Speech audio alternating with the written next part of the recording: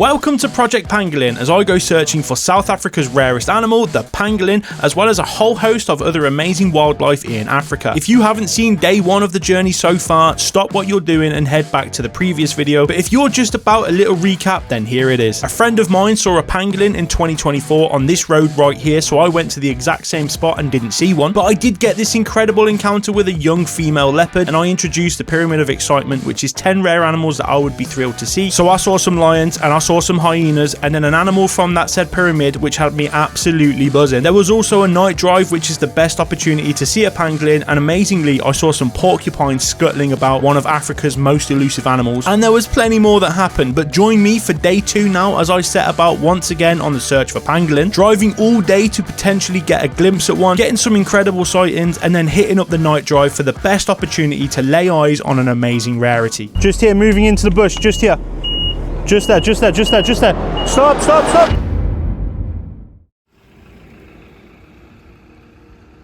Morning everyone, here we go.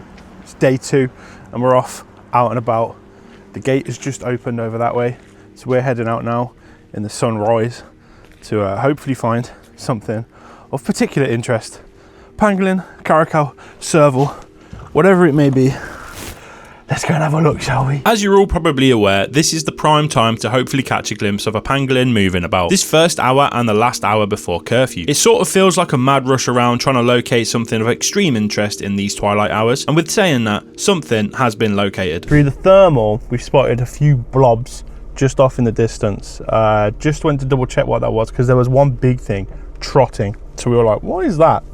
Anyway, through the thermal, there's a bunch of ostrich, which is really cool. Now the thing trotting, you can see it really clearly, that is a warthog. Like if you can see from here, I'll try and zoom you in and see if you can see it. There you go, right in the middle. Your ostrich are all the way over there. With the naked eye, we weren't really seeing it, but thanks to these guys, straight up, just saw them quite easy.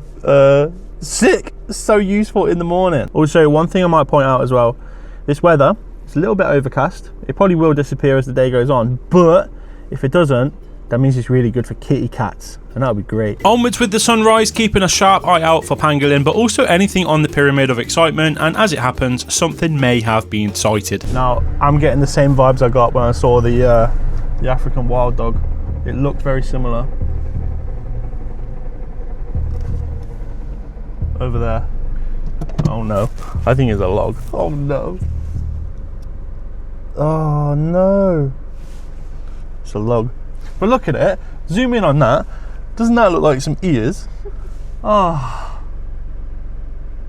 Right, well my heart jumped into my mouth. We're in perfect wild dog zone, but oh god, it ain't to be. That's really sad. Just a wild dog shaped log on the ground. How annoying is that? But we move and we see a bunch of lovely wildlife at the side of the road, like the impala, this giraffe, which by the way can blend into their environment really well, which seems quite weird for an animal as big as what they are. And then this male kudu, which I think are such impressive looking animals. But you remember a minute ago I said about it being cat weather? Well, I was onto something. We've got ourselves a big kitty cat. It is a male lion. Oh no, that's his tail. Oh, he's scent marking. So he's just going through there. There's a male lion. Oh, look at him. Big boy. He did sit down for me long enough to capture this of him. How beautiful is that? Lions are the box office draw for a lot of people when heading to Africa, and even as someone who's seen them a lot, they're just awesome every time. But moving on from this big box office predator, let's head over now to a little one. Look at these. A little dwarf mongoose. It's a terrible view, but they're there. They were in the road. They're so sweet to look at. And if I'm not mistaken, Africa's smallest carnivore. How sweet is that?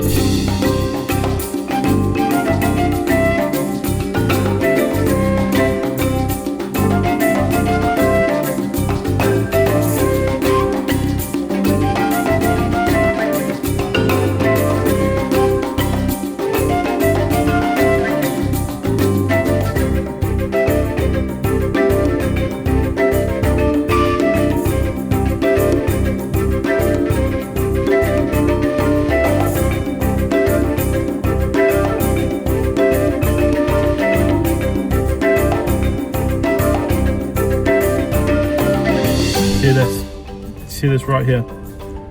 Termite mound.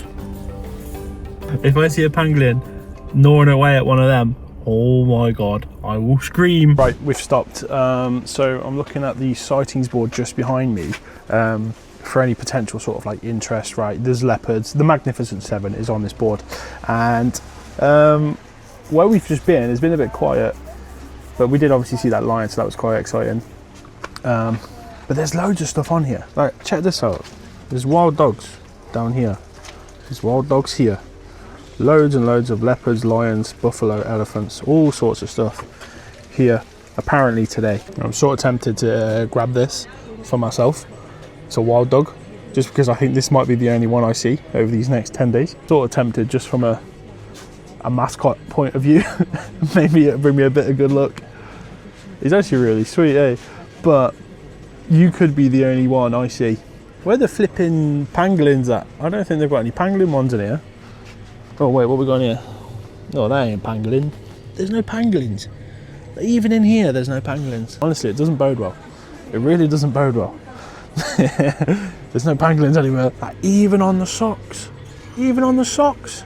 There's no pangolins. Moving on from the pit stop, driving to the next location on the search, when all of a sudden... Oh, I very nearly just hit that in my car. That's a Corey bustard right there. How class is that? It wouldn't have looked very class over my bonnet. He actually scared me a little bit. He just popped out. But yeah, there he is. Hey, come on. Corey Bustard. Whee, look at him. So for those of you that don't know, the Corey Bustard is one of the big 6 birds, which is obviously quite exciting. Second heaviest flying bird in the entire world. How cool is that? In Africa, it's #1. And interestingly, for my UK viewers, we have the heaviest. It's the grey bustard, the things that live around the Salisbury Plains. But that was really cool to just see the Corey bustard nearly over the bonnet as the heaviest flying bird in Africa. He would have made a big dent in the car. Traffic jam. Oh, he's telling that one off. Oh, he's telling it off. Go on, do it. Oh, tell it off. Oh, go on, do it, youngster. Gotta love an angry young elephant, they're so jokes. Anyway, coming up to midday now though, and more excitement is about to take place. Look at this southern ground hornbill. Yeah boy, another one of the big 6 birds. Oh, they are wicked. These guys are just surveying, patrolling the grass here, looking for things to eat, probably snakes, which is really cool. I'd love to see one just grab a snake right now, parade it about. But these things, mate, they are some of the best things to see. Such personality and so beautiful looking as well.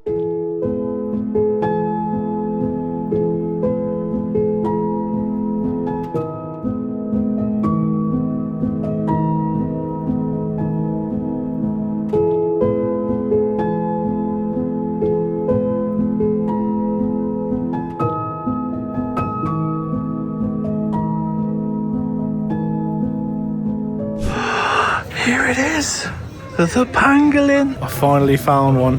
Come on. Right, so we're in Skakusa shop. Just getting some snacks. I'm having an ice cream. Where the Magnums at? Here they are. Come on. From here, we're going to head on again, look for some more stuff, try and tick off some stuff on the Pyramid of Excitement, and hopefully get some great sightings. So I just spoke to a guide inside the shop as I was buying myself the Magnum, and I said, where can I see a pangolin? And he laughed. He went, haha, you're not going to see one of them. That's just a bit negative if you're asking me. Anyway, moving and cruising again towards a dam which I was hopeful of checking off one of the Pyramid of Excitement at, the sable antelope in particular that is. Unfortunately, it wasn't to be, but there was a woolly neck stork which was really cool. Also, a pod of hippos lounging around, and a few waterbuck going about their business with loads of impala as well. And then a lovely looking steenbok posing absolutely beautifully for me. Away from the dam though, as the sun was starting to set, one of the best finds of the day was upon us. Look at this. Look at this. We have got clip springers. 2 clip springers. We've got a male and a female just there. That's a really cool thing to see We're inside Kruger National Park, and as you can tell, they bloody love rocks. They're so good at climbing. Like, think of mountain goats, that sort of stuff, right? Those things that can move side to side on the mountains. They're exactly the same, but they're antelopes. They're so cool. Look at this one having a little nibble as well. Oh, mate. So that's a really cool thing to see. I'm not sure we're going to get much better than that today. That's like a proper cool thing. Genuine. Love it. So look at that rock he's on now. So they've got like specially adapted feet to be able to climb up things like that. Genuine privilege to see this. Really, really cool. After that, we head back to camp as we had a night drive to prepare for. But of course, on the way, we found something. And would you look at that? There is a hyena waiting for us on the side of the road. Absolutely adorable. They are the sweetest little things, I swear to God. Look at it. Cutie. It's probably going to get really boring, but I don't care. They're lovely. Finding dens like this is a treat, and most of the time the hyena are really chilled out and happy to just lounge around. And this one in particular was extra adorable. I love it. With that though, the sun went down and our attention turned back to the main attraction for this series. Right then, it is night drive time.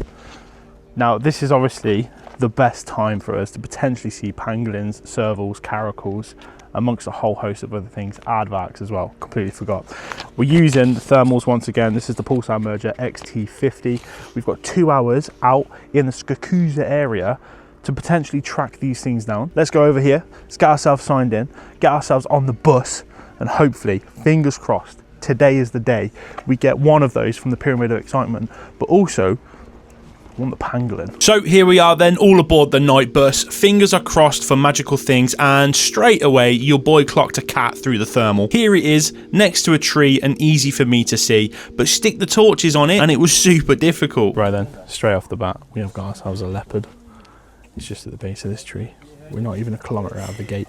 It's mad. It appears to be eating something on the floor. Maybe it had a fresh kill, I'm unsure, but still a great thing to see straight away. Thermal doing the business once again. And shortly down the road, a hyena family. Look at that. Look at these little babies. So this is the den we came to just at the end of the evening. And we've come back here now to see some more. That is so sweet.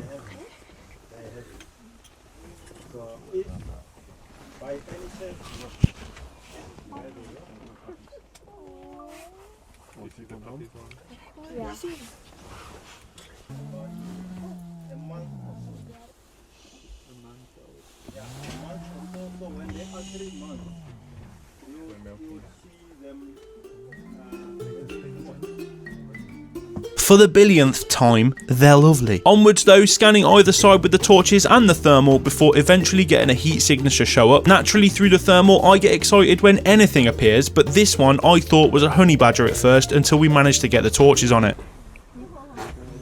There he goes. There he goes. Whoa, look at him. This is actually a white-tailed mongoose, the largest of the mongooses, and a really cool looking thing. Check out how through thermal its tail is cold and gives off a different appearance. You can probably see why at first that I thought it was a honey badger. Yeah, look at him, man, he's so cool. What a cool looking guy. He's a good size as well. Onwards though, and a hyena was skulking through the tree line before I noticed a couple of heat spots lying down in the bush. Now I don't have this bit filmed properly, but to walk you through it, we had just driven past these things and I was the only one able to spot them, and I wasn't overly sure they were anything of interest because we'd seen a lot of impala, and for those at night you just cruise on by, but I took a gamble that they weren't impala and shouted to stop the bus. As we reversed back to them, I tried to ID them and I realised that what I'm looking at is cat shaped. I say this and naturally everyone starts to freak out. Like that, just like that. Oh, it's It's a leopard. It's leopard. Yeah, boy. Yeah, boy. Look at that. 2 leopards right there. nice spot. Sick.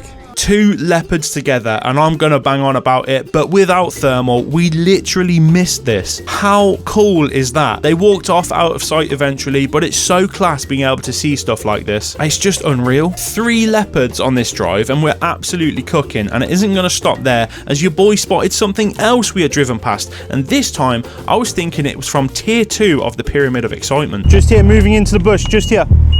Just there. Stop. He's in there now. Yeah, it's a Janet.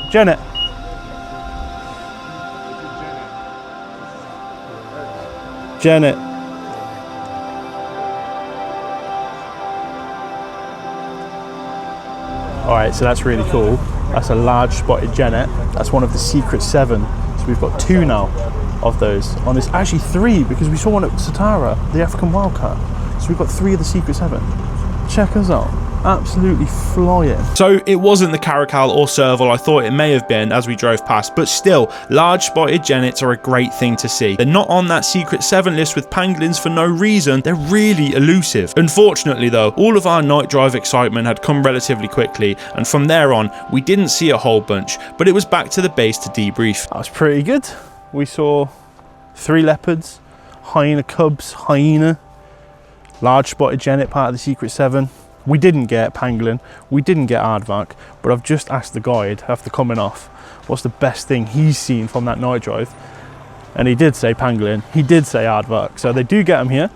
I guess for us it's trial and error. We just got to keep going with these night drives and seeing what we can get, but right now I think it's time to call it on day 2. That was good. Hopefully that was cool for you guys to watch. Let's move forward now. Day 3 of Project Pangolin. We're rocking and rolling.